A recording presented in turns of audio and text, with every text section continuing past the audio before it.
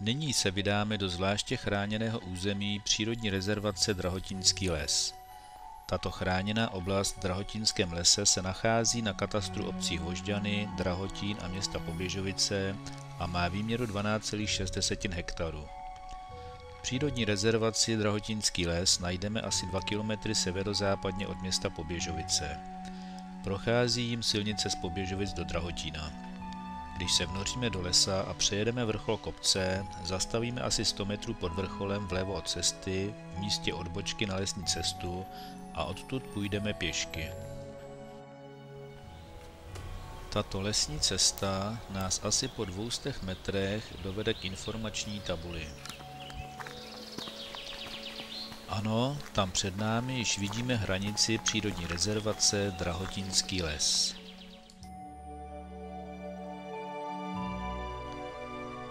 Od této tabule se vydáme severozápadním směrem, abychom asi po dalších 150 metrech před sebou objevili skalní výchoz Hatzových skal, cíl své cesty. Území je chráněno pro výskyt hatzové flory a rostlinných společenstev, která jsou vázána na hatzový podklad. Ten zde představuje mohutný skalní výchoz Hatce o rozměrech 270 x 30 metrů s výškou kolem 5 až 6 metrů. Pod borovými porosty vznikly vhodné podmínky pro výskyt kapradiny puchýřníku křehkého, chráněné prhy arniky, třezalky horské, kručinky barvířské, hruštice jednostranné či zimostrážku alpského. Na hatzových skalkách se nachází sleziník červený, sleziník hatzový, který zde provází nejvzácnější druh sleziníku, a to sleziník nepravý, který roste právě jen v puklinách hatzových skal.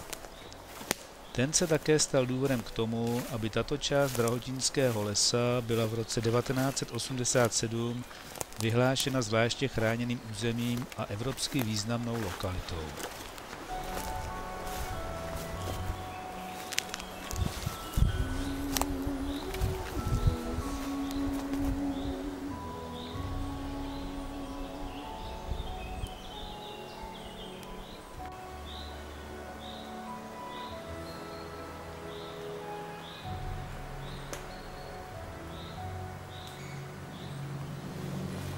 A máme štěstí, protože hned v první puklině nacházíme drobný exemplář vzácného sleziníku nepravého. Na první pohled se jedná o docela obyčejnou rostlinu, ale pro botaniky je tento velmi ohrožený druh něco jako skutečný poklad. Pojďme zapátrat dále, kde bychom mohli nalézt další jedince této vzácné rostlinky.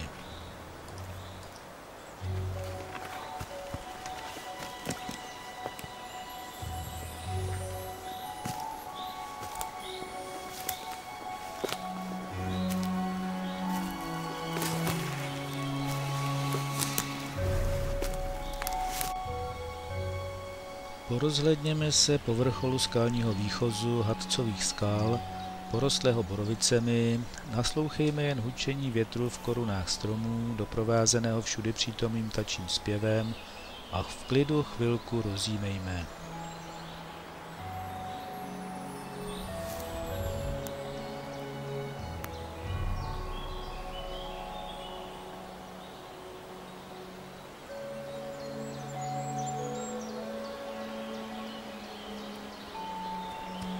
Tady jsme sice nalezli sleziník, ale jedná se o sleziník hatzový, který je věrným průvodcem sleziníku nepravého na hatzových skalách. Je hojněji rozšířen a není proto tak vzácný.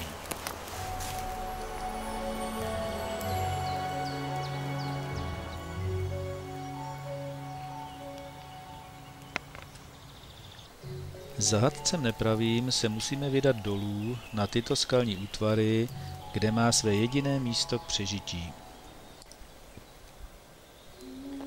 A tady už vidíme v plné kráse jeho jednotlivé rostlinky.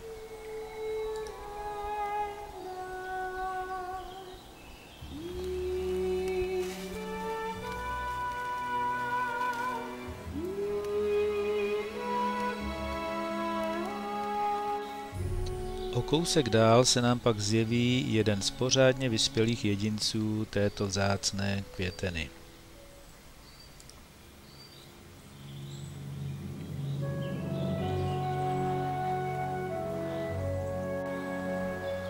Pokochejme se naposledy geniem loci místa, ve kterém se zcela neokázale zabydlel takový botanický skvost, jakým vzácný slezník nepravý pro odborníky bezesporu je, a můžeme se pomalu vydat na cestu zpět.